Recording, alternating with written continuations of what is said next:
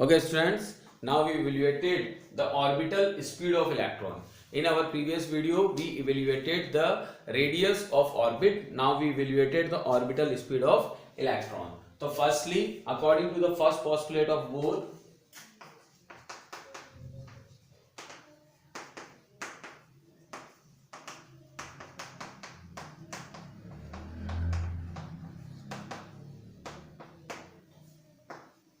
mvn square by rn equals to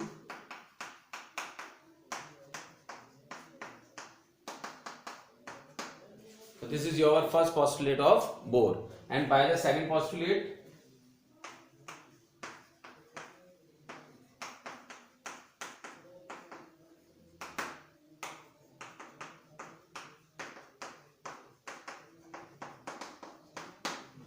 this is your second postulate. Okay, so now dividing 1 by 2.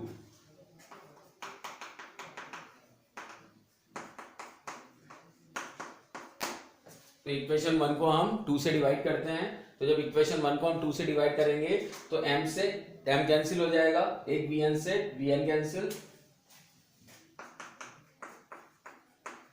Equals to यहां पे 1/4 pi epsilon not Z square upon R N square into ये NH upon 2 pi, तो उल्टा हो जाएगा ये 2 pi by NH. Okay, तो अब क्या क्या कैंसिल हो सकता है इसमें से, तो 2 पाई से ये गया 2 time NH R N square से ये आर एन स्क्वायर कैंसिल हो गया आपका.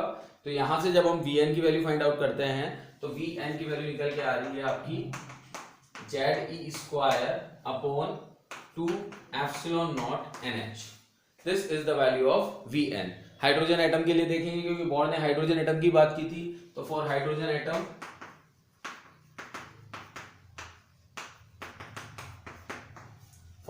Atom Z equals 1. ठीक है, तो हियर Vn इक्वल्स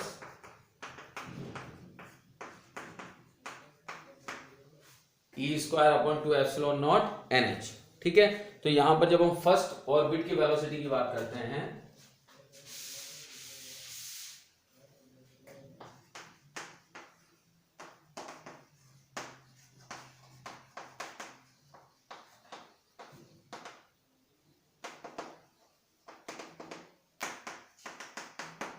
तो when we take the first orbit के लिए n equals to 1, तो v1 equals E square by 2 epsilon naught H. When we put the all constants values, E value is 1.6 into 10 raised to power minus 19, epsilon naught is the 8.85 into 10 to power minus 12, H equals to 6.62 into 10 raised to power minus 34. So when we put the all constants values in this equation, then we get 2.189 into 10 raised to power 6 metre पर second, या फिर v1 equals to c by 137 metre पर second. c की value क्या होती है 3 into 10 raised to 8. उसमें जब आप 137 का डिवाइड करेंगे तो आपको वापस यही वैल्यू मिल जाएगी. तो v1 equals to c by 137 metre पर सेकेंड. यहाँ c क्या है,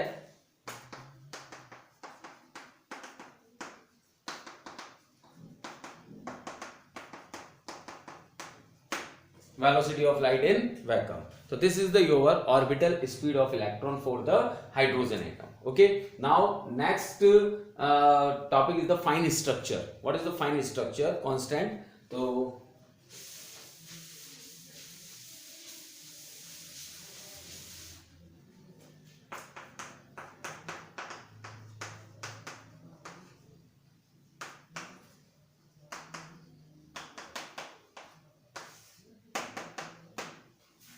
we take the fine structure constant alpha. fine structure constant क्या होता है कि किस किस का रेशियो, फर्स्ट ऑर्बिट में हाइड्रोजन एटम के फर्स्ट ऑर्बिट में velocity of electron and velocity of light in vacuum.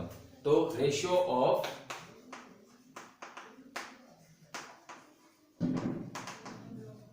Velocity of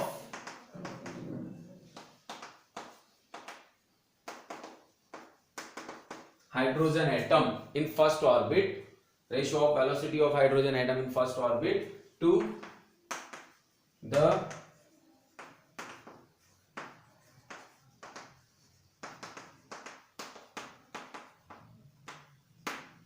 velocity of light in vacuum. तो इसे हम डिनोट करते हैं अल्फा से।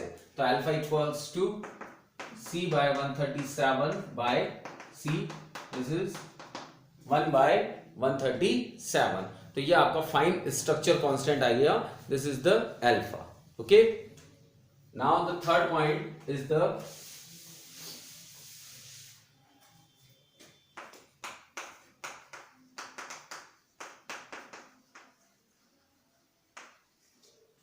orbital frequency of electron।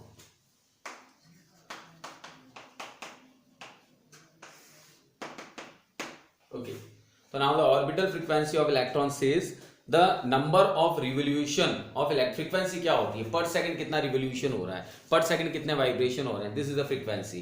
तो हम कहते हैं the number of revolution of electron in the orbit per second is called the orbital frequency of electron. यानी एक सेकंड के अंदर इलेक्ट्रॉन ऑर्बिट के अंदर कितने रिवोल्यूशन करता है, this is called the frequency of revolution of electron. Okay, तो अब जब हम ऑर्बिटल फ्रीक्वेंसी की बात करते हैं,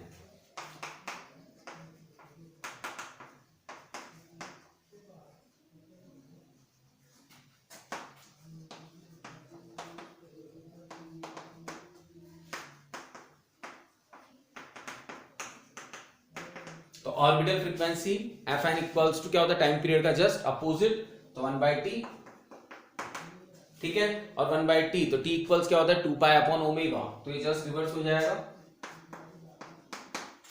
that is omega by 2 pi.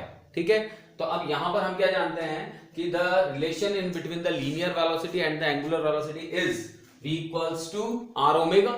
This is the relation in between the linear velocity and angular velocity. तो since Vn equals to Rn omega, तो here omega equals to Vn by Rn, तो value put करते हैं हम, तो Fn equals to Vn upon 2 pi Rn। अब all values, Vn की value and Rn की value, both values are put in this equation। तो here 1/2 pi, what is the value of Vn, तो Vn की वैल्यू है आपकी Ze square to epsilon not NH, and what is the value of Rn, तो Rn उल्टा हो जाएगा, क्या हो जाएगा, pi m Ze square epsilon not n square H square. Okay, तो इसको हम सॉल्व आउट करते हैं, तो सॉल्व आउट करेंगे तो Fn इक्वल्स क्या आ गया हमारा, पाई से ये पाई कैंसिल हो गया आपका, और ठीक है, तो अब ये हो गया आपका m Z square E4 upon 4 epsilon not square n cube h cube, m Z square E4 4 epsilon not square h cube n cube. ठीक है, तो दिस इज योर फ्रीक्वेंसी, ये आपकी nth ऑर्बिट की क्या आ गई, फ्रीक्वेंसी आ गई। ठीक है, नाउ टाइम पीरियड निकालते हैं अगर हम nth ऑर्बिट का, तो now time period,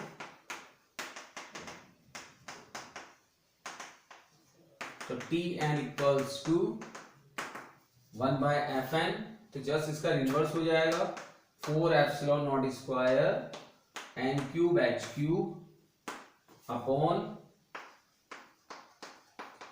m Z square E4। ठीक है, तो यहां से अगर हम ध्यान दें तो जो Fn है फ्रीक्वेंसी है, वो फ्रीक्वेंसी डायरेक्टली किसके प्रोपोर्शनल हो रही है इस इक्वेशन में, जेड स्क्वायर के, और इनवर्सली प्रोपोर्शनल किसके है, 1/n क्यूब के। ठीक है, तो this is the your orbital frequency of electron, got it. Now अब बात करते हैं हम यहां पर टोटल एनर्जी की, कि टोटल एनर्जी कितनी होगी। तो here the total energy of electron in nth orbit, तो अब total energy of electron in nth orbit को हम इवेल्युएट करते हैं। तो जब भी कोई इलेक्ट्रॉन ऑर्बिट के अंदर रिवॉल्व करता है तो ऑर्बिट के अंदर रिवॉल्व करते टाइम पर उसका क्या होता है, उसके अंदर काइनेटिक एनर्जी भी होती है और उसके अंदर पोटेंशियल एनर्जी भी होती है, दोनों एनर्जीज उसके अंदर होती हैं। ठीक है, तो अब हम नेक्स्ट टॉपिक में यही डिस्कस करेंगे कि टोटल एनर्जी कैसे इवेल्युएट होगी। ओके बेटा, तो नेक्स्ट वीडियो में हम इसी चीज को देखते हैं। Thank you.